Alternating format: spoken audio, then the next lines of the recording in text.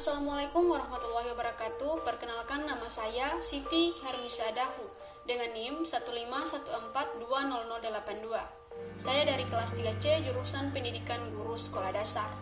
Dalam video ini saya akan menguraikan atau menjelaskan materi tentang antropologi. Langsung saja kita ke pengertian antropologi. Antropologi adalah salah satu cabang ilmu sosial yang mempelajari tentang budaya masyarakat suatu etnis tertentu. Antropologi lahir atau muncul berawal dari ketertarikan orang-orang Eropa yang memiliki ciri-ciri fisik, adat istiadat, budaya yang berbeda dari apa yang dikenal di Eropa. Antropologi lebih memusatkan pada penduduk yang merupakan masyarakat tunggal. Nah, tunggal di sini dalam arti kesatuan masyarakat yang tinggal di daerah yang sama. Antropologi ini mirip seperti sosiologi, tetapi pada sosiologi lebih menitik beratkan pada masyarakat dan kehidupan sosialnya. Nah, antropologi ini berasal dari kata Yunani, yaitu anthropos yang berarti manusia atau orang, dan logos yang berarti ilmu. Jadi, antropologi mempelajari manusia sebagai makhluk biologis sekaligus sebagai makhluk sosial. Antropologi memiliki dua sisi holistik, yakni meneliti manusia pada tiap waktu dan tiap dimensi kemanusiaannya. Arus utama inilah yang secara tradisional memisahkan antara antropologi dari disiplin-disiplin kemanusiaan lainnya yang menekankan pada perbandingan atau perbedaan budaya antar manusia. Walaupun begitu, sisi ini banyak diperdebatkan dan menjadi kontroversi, sehingga metode antropologi sekarang seringkali dilakukan pada pemusatan penelitian pada penduduk yang merupakan masyarakat tunggal. Ada beberapa definisi menurut antropologi yang menurut para ahli. Pertama, menurut William A. Haviland, antropologi adalah studi tentang umat manusia yang berusaha menyusun generalisasi yang bermanfaat tentang manusia dan perilakunya, serta untuk memperoleh pengertian yang lengkap tentang keanekaragaman manusia. Menurut Kojo Diningrat, antropologi adalah ilmu yang mempelajari umat manusia. Pada umumnya dengan mempelajari aneka warna, fisik, serta kebudayaan yang dihasilkan. Nah, dari definisi-definisi tersebut dapat disusun pengertian sederhana tentang antropologi, yaitu sebuah ilmu yang mempelajari manusia dari segi keanekaragaman fisik serta kebudayaan yang meliput cara-cara berperilaku, tradisi-tradisi, nilai-nilai yang dihasilkan, sehingga setiap manusia yang satu dengan yang lainnya berbeda-beda. Dengan demikian, antropologi merupakan hal yang mempelajari seluk-beluk yang terjadi dalam kehidupan manusia. Antropologi terbagi menjadi dua cabang, yaitu yang pertama, antropologi fisik. Antropologi fisik mempelajari manusia sebagai organisme biologis yang melacak perkembangan manusia menurut evolusinya dan menyelidiki variasi biologisnya dalam berbagai jenis atau spesies. Contoh, para antropologi pada umumnya memiliki anggapan bahwa nenek moyang manusia adalah sejenis kera dan monyet. Hal ini karena memiliki kemiripan-kemiripan tertentu. Yang kedua ada antropologi budaya. Antropologi budaya memfokuskan perhatiannya pada kebudayaan manusia ataupun cara hidupnya dalam masyarakat. Menurut Haviland 1999, cabang antropologi budaya ini dibagi lagi menjadi 3 bagian, yaitu antropologi prehistori, etnolinguistik, dan etnologi. Untuk memahami pekerjaan para antropologi budaya, kita harus tahu tentang hakikat kebudayaan yang menyangkut konsep kebudayaan dan karakteristiknya. Bahasa dan komunikasi menyangkut hakikat bahasa dan bahasa dalam kerangka kebudayaan, serta kebudayaan dan kepribadian. Antropologi budaya juga merupakan studi tentang praktik-praktik sosial, bentuk-bentuk ekspresif, dan penggunaan bahasa, yakni di mana makna diciptakan dan diuji sebelum digunakan oleh masyarakat manusia. Yang kedua ada sejarah dan perkembangan antropologi. Lewis H. Morgan 1818 sampai 1881 adalah perintis dan pelopor yang paling berpengaruh dalam ilmu antropologi dengan karya terbesarnya yang berjudul Ancient Society 1877 yang melukiskan proses masyarakat dan kebudayaan melalui 8 tingkat evolusi kebudayaan yang universal, yaitu zaman liar tua, zaman liar madya, zaman liar muda, zaman barbar tua, zaman barbar madya, zaman barbar muda, dan zaman peradaban baru, dan zaman peradaban masa kini.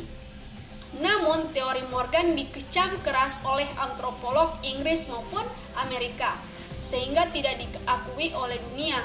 Sedangkan di Uni Soviet, teori Morgan ini populer karena bersesuaian dengan ajaran Karl Marx dan F. Engels mengenai evolusi masyarakat manusia. Yang diakui sebagai bapak antropologi adalah Franz Boas, yaitu antropolog kelahiran Jerman, ahli geografi, yang menulis buku yang berjudul The Central Eskimo 1888. Boas pun telah meletakkan konsepsi dasar yang sampai sekarang dianut oleh hampir seluruh universitas di Amerika Serikat, yaitu kesatuan dari semua ilmu tentang manusia dan kebudayaan, tentang paleontologi, antropologi fisik, arkeologi prasejarah, dan etnolinguistik dan antropologi budaya yang menjadi sub-ilmu antropologi. Ada 4 fase yang terjadi dalam perkembangan antropologi sebagai ilmu. 4 fase tersebut, yang pertama adalah fase pertama. Fase ini terjadi sebelum tahun 1800, sekitar akhir abad ke-15 hingga awal abad ke-16. Orang Eropa mulai mengelilingi wilayah-wilayah di kawasan Asia, Afrika, dan Amerika. Sejak saat dalam perkembangannya, permukaan bumi ini mulai terkena pengaruh dari negara-negara Eropa Barat. Dalam buku-buku itu termuat mengenai deskripsi bangsa-bangsa yang terdapat di Afrika, Asia, Oseania, dan suku-suku bangsa lainnya. Bahan-bahan deskripsi tersebut sangat menarik perhatian bangsa Eropa karena perbedaan dari wilayah yang satu yang dikunjungi dengan adat istiadat serta bahasa susunan masyarakat dan ciri-ciri fisik bangsa-bangsa Eropa Barat. Yang kedua ada fase kedua. Masa ini berlangsung pada pertengahan abad ke-19. Pada masa ini muncul tulisan-tulisan ataupun berupa karangan yang menyusun bahan etnografi tersebut berdasarkan cara berpikir evolusi masyarakat.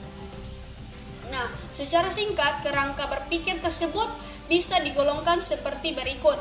Masyarakat dan kebudayaan manusia telah berevolusi dengan sangat lambat dalam jangka beribu-ribu tahun dengan berbagai tingkat evolusi. Dengan sebagai patokan, tingkatan tertinggi adalah masyarakat yang hidup seperti masyarakat di Eropa Barat. Fase ketiga, fase ini berlangsung pada permulaan abad ke-20. Permulaan abad ke-20, sebagian besar negara-negara penjajah di Eropa masing-masing berhasil untuk mencapai kemantapan kekuasaannya di daerah-daerah jajahannya yang ada di luar Eropa. Untuk keperluan daerah jajahan yang pada waktu itu mulai berhadapan, ilmu antropologi sebagai suatu ilmu yang justru mempelajari bangsa-bangsa di daerah luar Eropa yang justru menjadi sangat penting. Nah, sejak itu timbullah pendirian bahwa mempelajari bangsa-bangsa di luar Eropa itu penting. Kemudian ada fase keempat. Fase ini kira-kira sesudah 1930. Pada fase ini ilmu antropologi mengalami masa perkembangannya yang paling luas. Hal ini termasuk bertambahnya bahan pengetahuan yang jauh lebih teliti maupun mengenai ketajaman dari metode-metode ilmiahnya. Kecuali itu, kita lihat adanya 2 perubahan di dunia, yaitu timbulnya antipati terhadap kolonialisme terhadap Perang Dunia Kedua. Secara cepat hilangnya bangsa-bangsa primitif. Nah, dalam dalam arti bangsa-bangsa asli dari terpencil dari pengaruh kebudayaan Eropa dan Amerika yang sekitar tahun 1930 mulai hilang, dan sesudah Perang Dunia II memang hampir tak ada lagi di muka bumi. Kemudian yang ketiga ada tujuan dan kegunaan antropologi.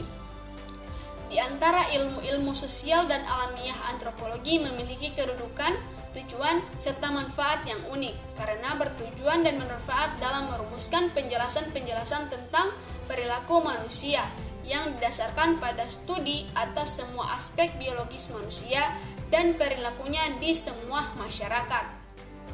Selain itu, antropologi bermaksud mempelajari umat manusia secara objektif, paling tidak mendekati objektif dan sistematis. Nah, seorang ahli antropologis dituntut harus mampu menggunakan metode-metode yang mungkin juga digunakan oleh para ilmuwan lain dengan mengembangkan hipotesis dulu atau penjelasan yang dianggap benar, menggunakan data lain untuk mengujinya. Dan akhirnya menumpukan suatu teori, yaitu suatu sistem hipotesis yang telah teruji. Sedangkan data yang digunakan ahli antropologi dapat berupa data dari suatu masyarakat atau studi komparatif di antar sejumlah besar masyarakat. Kemudian ada istilah-istilah lain dalam antropologi. Sampai sekarang di beberapa negara masih belum ada kesamaan istilah untuk menyebut antropologi. Yang kita lihat adalah Kojodiningrat menjelaskan istilah-istilah lain untuk menyebut antropologi antara lain. Yang pertama, etnografi adalah penulisan yang melukiskan tentang bangsa-bangsa, terutama tentang kehidupan masyarakat dan kebudayaan suku-suku bangsa. Yang kedua, etnologi, berarti ilmu bangsa-bangsa sekarang menjadi bagian antropologi yang mengkaji tentang sejarah perkembangan kebudayaan manusia. Yang ketiga ada Volkerkunde, berarti ilmu-ilmu bangsa-bangsa yang berkembang di Eropa Tengah sampai sekarang. Yang keempat, Kulturkunde, berarti ilmu kebudayaan pemakaiannya sama dengan etnologi. Yang kelima, antropologi, berarti ilmu tentang manusia dan istilah yang sangat tua, berarti ilmu yang mempelajari tentang ciri-ciri tubuh manusia. Yang keenam ada kultural antropologi, dipergunakan di Amerika Selatan, Amerika Latin, dan di negara-negara lain untuk menyebut bagian dari antropologi yang tidak mempelajari manusia dari segi fisiknya. Yang ketujuh ada antropologi sosial, dipergunakan di Inggris dalam fase ketiga sebagai lawan dari etnologi. Kemudian yang berikut ada disiplin antropologi. William A. Haviland membagi antropologi menjadi 4 cabang, yaitu secara garis besar antropologi fisik dan antropologi budaya dibagi menjadi 3 cabang atau disiplin arkeologi, yaitu arkeologi, antropologi linguistik, dan etnologi. Kita bahas dari pertama, antropologi fisik. Sebagai bagian antropologi yang mengkaji manusia sebagai organisasi biologis yang menjadi pusat perhatian evolusi manusia, menjelaskan sejarah terjadinya aneka warna makhluk manusia dipandang dari ciri-ciri tubuhnya. Yang kedua, arkeologi. Sebagai bagian antropologi budaya yang mempelajari material biasanya dari masa lampau untuk menguraikan dan menjelaskan manusia. Antropologi linguistik, yakni cabang antropologi budaya yang mempelajari bahasa manusia. Yang berikut ada etnologi, sebagai cabang antropologi yang mempelajari kebudayaan ditinjau dari sudut komparatif dan historis. Yang berikut ada hubungan antropologi dengan ilmu sosial lainnya. Hubungan antropologi dengan ilmu-ilmu lain sebagai berikut. Yang pertama, hubungan antropologi dengan sosiologi. Objek kajian sosiologi dalam masyarakat manusia, terutama dari sudut hubungan antar manusia dan proses-proses yang timbul dari hubungan manusia dalam masyarakat. Dalam antropologi budaya mempelajari gambaran tentang perilaku manusia dan konteks sosial budayanya. Yang kedua, hubungan antropologi dengan psikologi. Psikologi pada hakikatnya mempelajari perilaku manusia dan proses-proses mentalnya. Psikologi pun membahas faktor-faktor penyebab perilaku manusia secara internal atau dari dalam, seperti motivasi, minat, sikap, konsep diri, dan lain-lain. Sedangkan dalam antropologi, khususnya antropologi budaya, lebih bersifat faktor eksternal, yaitu lingkungan fisik, lingkungan keluarga, dan lingkungan sosial dalam arti luas. Yang ketiga, ada hubungan antropologi dengan ilmu sejarah, lebih menyerupai hubungan ilmu arkeolog dengan antropologi. Antropologi memberi bahan prehistoris sebagai pangkal bagi tiap penulis sejarah dari tiap bangsa di dunia. Selain itu, banyak persoalan dalam historiografi dari sejarah suatu bangsa dapat dipecahkan dengan metode antropologi. Yang keempat, ada hubungan antropologi dengan ilmu geografi. Di antara berbagai macam bentuk hidup di bumi yang berupa flora dan fauna itu, terdapat sifatnya yang beraneka ragam di muka bumi ini. Nah, disinilah antropologi berusaha menyelami keanekaragaman manusia. Jika dilihat dari ras, etnis maupun budayanya, begitupun sebaliknya. Seorang sarjana antropologi sangat memerlukan ilmu geografi karena tidak sedikit masalah manusia, baik fisik maupun kebudayaannya, tidak lepas dari pengaruh lingkungan alamnya. Yang kelima, ada hubungan antropologi dengan ilmu ekonomi. Nah, kekuatan proses dan hukum-hukum ekonomi yang berlaku dalam aktivitas kehidupan ekonominya sangat-sangat dipengaruhi oleh sistem kemasyarakatan, cara berpikir, pandangan, dan sikap hidup dari warga masyarakat. Yang keenam, ada hubungan antropologi dengan ilmu politik. Penting halnya jika seorang ahli ilmu politik harus meneliti ataupun menganalisis kekuatan-kekuatan politik di negara-negara yang sedang berkembang agar dapat memahami latar belakang dan adat istiadat dari suatu suku bangsa tertentu, maka metode analisis antropologi menjadi penting bagi seorang ahli ilmu politik untuk mendapatkan pengertian tentang tingkah laku dari partai-partai politik yang ada ditelitinya. Selanjutnya ada generalisasi antropologi kebudayaan yang terdiri dari yang pertama, budaya. Dalam mengapresiasi budaya bangsa, setiap kebudayaan selain memiliki kelemahan juga memiliki keunggulan. Oleh karena itu, tidak akan ada suatu bentuk kebudayaan yang sempurna. Kemudian yang kedua, ada evolusi. Evolusi tidak terbatas hanya pada bidang biologi saja, tetapi juga meluas pada bidang sosial dan kebudayaan. Dalam bidang sosial, kita mengenal istilah evolusi universal dari Herbert Spencer, dan dalam bidang keluarga juga ada yang dikenal dengan evolusi keluarga dari J.J. Backhoven. Nah, dalam bidang agama dan kepercayaan juga ada yang dikenal dengan evolusi animisme, religi, dan magic dari E.B. Taylor dan J.G. Fraser. Nah, dalam bidang kebudayaan dikenal evolusi kebudayaan yang berasal dari E.B. Taylor dan L.H. Morgan. Serta dalam sosiokultural dikenal juga dengan evolusi sosiokultural dari Sahlins dan Harris. Kemudian yang ketiga, ada kultur area. Pertumbuhan kebudayaan menyebabkan timbulnya unsur-unsur baru yang akan mendesak unsur-unsur lama sehingga ke arah pinggir di sekeliling daerah pusat pertumbuhan budaya. Nah, oleh karena itu, jika kita hendak mencari atau meneliti unsur-unsur budaya kuno, maka tempat yang paling tepat untuk mendapatkannya adalah di daerah-daerah pinggiran sebagai kultur areanya. Kemudian yang berikut ada enkulturasi. Pada hakikatnya, proses enkulturasi atau proses mempelajari kebudayaan seseorang terhadap budaya orang lain itu diperlukan guna menumbuh kembangkan sikap toleransi dan saling menghargai kebudayaan yang beragam dalam satu pendidikan baik multikultural maupun pendidikan global. Kemudian ada difusi. Orang dapat saja beranggapan bahwa dengan meluasnya unsur-unsur budaya megalit Mesir kuno yang berada di kawasan Afrika, Laut Tengah, Mesopotamia, India, Indonesia, Polinesia, sampai ke Amerika. Kemudian menyimpulkan bahwa telah terjadi proses difusi budaya Heliolitik. Kemudian ada akulturasi. Dalam proses akulturasi, biasanya budaya overt atau lahiriah jauh lebih berkembang dibandingkan budaya covert atau tersembunyi. Kemudian ada etnosentrisme. Pada hakikatnya, setiap bangsa memiliki etnosentrisme atau penilaian yang baik terhadap sikap-sikap dan pola kebudayaan kelompoknya sendiri. Hanya insentitasnya lah yang berbeda-beda. Ada yang sedikit dan ada pula yang sangat etnosentrisme. Kemudian ada tradisi.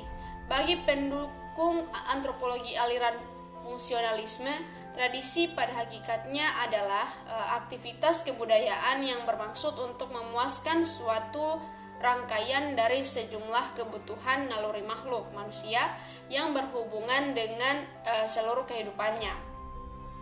Kemudian ada ras dan etnik. Ras merupakan suatu konsep biologi yang valid. Ia tidak sekedar menggambarkan morfologinya, yakni struktur fisik yang diamati, tetapi juga menampilkan komposisi genetik sub-sub bagian spesies itu, seperti gen untuk golongan darah dan untuk protein-protein spesifik. Dan sedangkan konsep etnik lebih merujuk kepada kesatuan sosial dalam sistem sosial kebudayaan yang memiliki arti atau kedudukan tertentu karena keturunan, adat, agama, bahasa, dan sebagainya. Nah, dalam kaitannya dengan kapabilitas tiap ras dan etnis, tidak ada di dunia ini yang menjadi ras dan etnis yang superior atau inferior. Kemudian yang berikut ada stereotip. Berkembangnya prasangka dan stereotip antar etnik yang terjadi di Indonesia merupakan salah satu faktor penyebab hambatan dalam mewujudkan multikulturalisme bangsa Indonesia yang pada gilirannya akan memperlemah rasa persatuan dan kesatuan bangsa Indonesia. Kemudian yang berikut ada kekerabatan. Ikatan ibu dan anak dapat diamati dan dinilai secara universal, tetapi peran ayah dan ibu dalam masyarakat tradisional ini sangatlah bervariasi.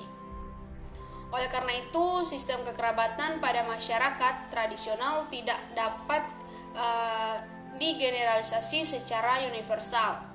Namun demikian harus diakui bahwa gagasan-gagasan yang hampir sama mengenai perkawinan yang menghindari tabu, incest, yaitu perkawinan antara keturunan yang memiliki hubungan darah atau sedarah yang sangat dekat, dapat diteliti pada masyarakat-masyarakat tradisional, bahkan modern sekaligus. Kemudian yang terakhir ada magic. Magic memang kejam, jahat, dan mudah disalahgunakan oleh pihak-pihak yang berkepentingan. Namun, perkembangan magic mengalami masa-masa jaya pada masa kehidupan primitif.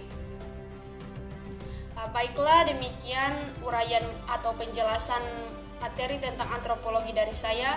Berdasarkan penjelasan di atas, dapat kita simpulkan bahwa antropologi merupakan sebuah ilmu yang mempelajari manusia baik dari segi keanekaragaman fisik serta kebudayaan yang terkait dalam cara-cara berperilaku, tradisi, dan nilai-nilai yang dihasilkan sehingga setiap manusia yang satu dengan yang lainnya itu memiliki perbedaan atau berbeda-beda. Nah, dengan demikian antropologi merupakan hal yang mempelajari seluk-beluk terjadi dalam kehidupan manusia. Antropologi terdiri dari 2 cabang, yaitu antropologi fisik dan antropologi budaya. Semoga video ini bermanfaat bagi teman-teman penonton. Terima kasih. Wassalamualaikum warahmatullahi wabarakatuh.